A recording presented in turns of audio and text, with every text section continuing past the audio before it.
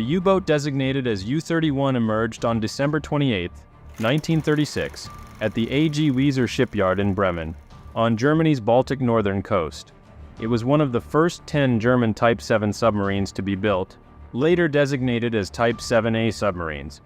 U-31 had a total length of 211 feet 8 inches or 64.51 meters and a height of 31 feet 2 inches or 9.5 meters. She could displace 626 tons at surface and 745 tons below surface. U-31 was powered when at surface by two MAN M6V 4046 4-stroke 6-cylinder diesel engines and two BVCGG-UB 728 double-acting electric motors when submerged. She could operate at depths of up to 750 feet or 230 meters.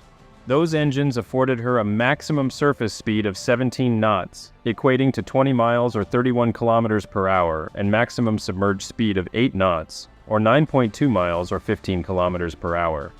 These submarines had decent munitions on board, including 5 21-inch torpedo tubes, with 4 at the bow and 1 at the stern, 11 torpedoes, 1 46-inch SKC-35 naval gun, and an anti-aircraft gun. Importantly, she could accommodate between 44 and 60 men at any one time. Also of note, the Type 7 in its various iterations was the most produced class of submarines in naval warfare history. U-31 had a different trajectory from the very start of the Second World War. Instead of being part of the massive fleet of U-boats sent into the Atlantic Ocean, U-31 was initially sent instead into the Baltic Sea to be a part of the attack of the first country that Germany invaded, Poland. The Polish Navy was quickly overwhelmed, and so U-31 was back in port on September 2, 1939, just one day after Germany invaded Poland and World War II broke. U-31 finally entered the Battle of the Atlantic when it left the port of Wilhelmshaven with Captain Johannes Habekost at the helm on September 9, 1939, a mere 8 days into the Second World War. The U-boat crossed the English Channel on course for the western approaches, the stretch of the Atlantic southwest of Ireland. Its mission was to attack British convoys in the area. It quickly located a British convoy and successfully sank the merchant ship Aviemore. This marked U-31 as the first submarine to hunt down and successfully attack a British convoy in World War II. During that same second patrol, Habekost was also able to sink the British ship Hazeltide. U-31's third patrol was a lot shorter, with the sub out at sea for just 10 days. However, it was a highly successful patrol. Its mission had been to lay a minefield in the Bay of Loch Ewe in the Scottish North Highlands. Habekost and his crew clearly did a stellar job, since German intelligence was able to later establish that HMS Nelson had been severely damaged by landmines in Loch Ewe. HMS Nelson was the flagship of the British Home Fleet, and being hit like that in the middle of Scotland was a huge blow to British naval pride. Those same mines had also sunk 2 British auxiliary minesweepers in the loch. U-31's fourth patrol lasted 3 weeks and was another success for Habekost and his crew. The German sub was able to successfully sink 6 ships in just 6 days in December 1939 while operating in the North Sea, sinking a total tonnage of 9,256 gross tons. Ships from Norway, Denmark, Estonia, and Sweden were among those that sank. HMS Nelson was busy being badly damaged in Loch Ewe during those heady December days. U-31 returned, somewhat triumphantly no doubt, to port at Wilhelmshaven on December 11, 1939. U-31's fortunes seemed to take a nosedive after those first 4 highly productive patrols. Its next patrol was to once again lay mines in Loch Ewe, but none of them ever hit any targets. And an attempt at a torpedo attack on January 28, 1940 proved unsuccessful. 3 days later, the crew realized that the fresh water on board couldn't be drunk, and so U-31 was forced to return to Wilhelmshaven. It was like an omen of what was to later befall the submarine. U-31 spent a month at the shipyard undertaking repairs. Finally, she was ready again, and so Habekost and his crew took U-31 out on March 11th to Jadabusen Bay for a test dive.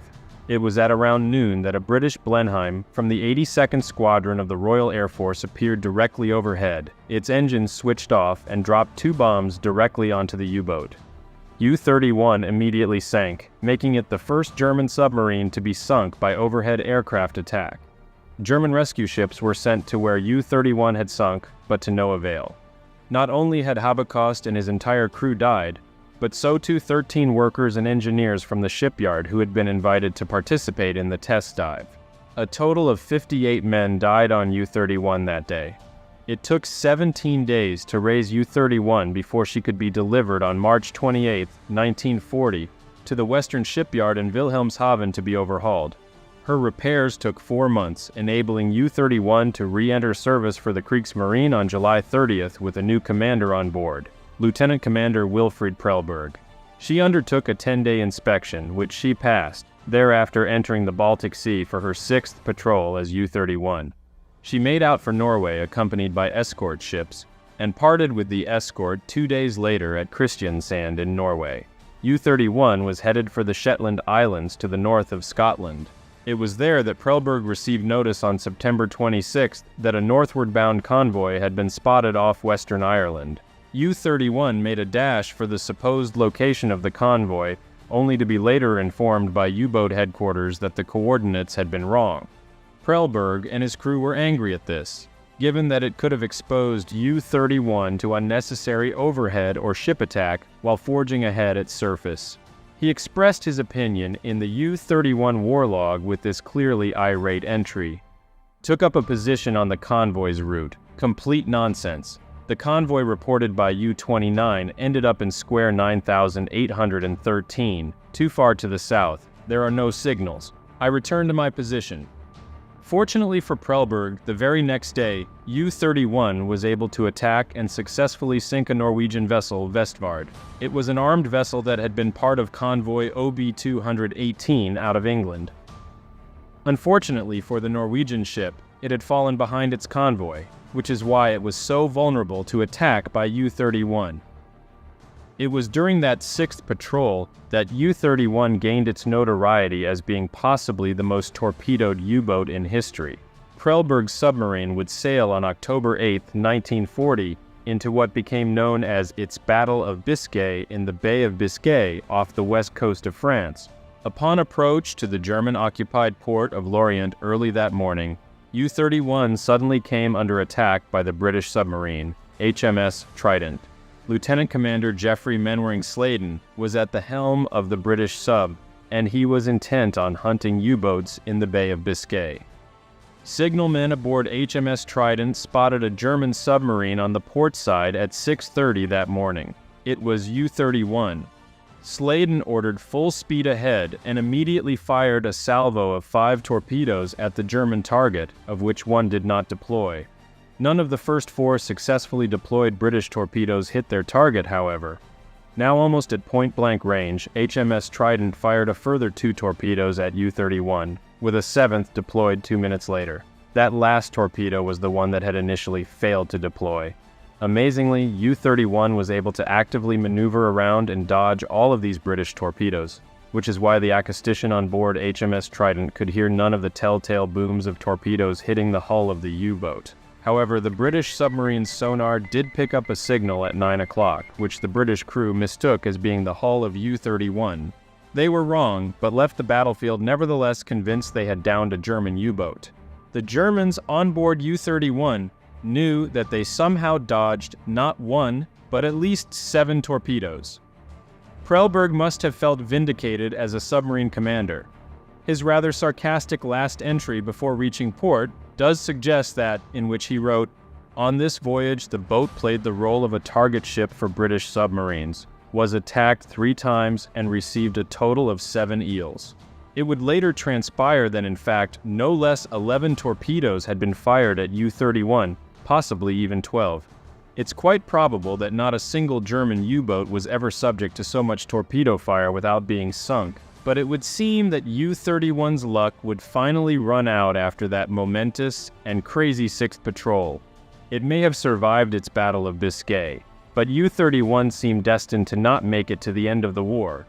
U-31 set out for its 7th and final patrol on October 19, 1940. It was an uneventful campaign for the first 10 days, That changed on October 29th, when U-31 sank the British ship Matina. Although it had already been previously damaged by U-29, it would be U-31's last successful sinking.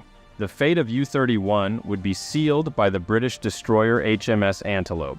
The destroyer was part of Allied escort convoy OB-237 when it encountered U-31 off northwestern Ireland on October 31st. HMS Antelope launched a series of depth charges at U-31, which drove the German submarine to the surface.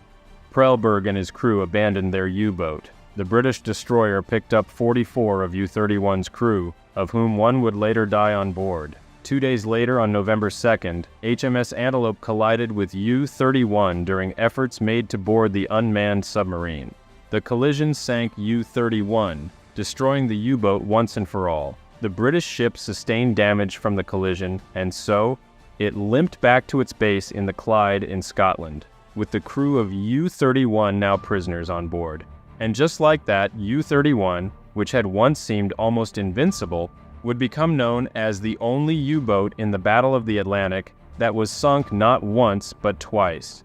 In its 7 patrols, U-31 was able to sink 11 merchant ships at a total of 27,751 gross registered tons, as well as 2 auxiliary warships, not to mention the extensive damage to HMS Nelson caused by mines it had laid down. It had accomplished all that in just over a year, between September 1939 and October 1940. For such a short-lived career, it was an impressive tally. 785. That was the total number of German U-boats that were destroyed during World War II. It was a very significant hit rate given that 1,162 U-boats were built during the war. The 377 U-boats that remained at the end of the war were either surrendered to the Allies or scuttled by the Germans themselves. Like every other submarine in history, each of those U-boats told a story. They are the stories of patrols, attacks, retreats, and all the men who were crew on board all those vessels, and all too often died on them. After all, 75% of men who were crew on U-boats lost their lives.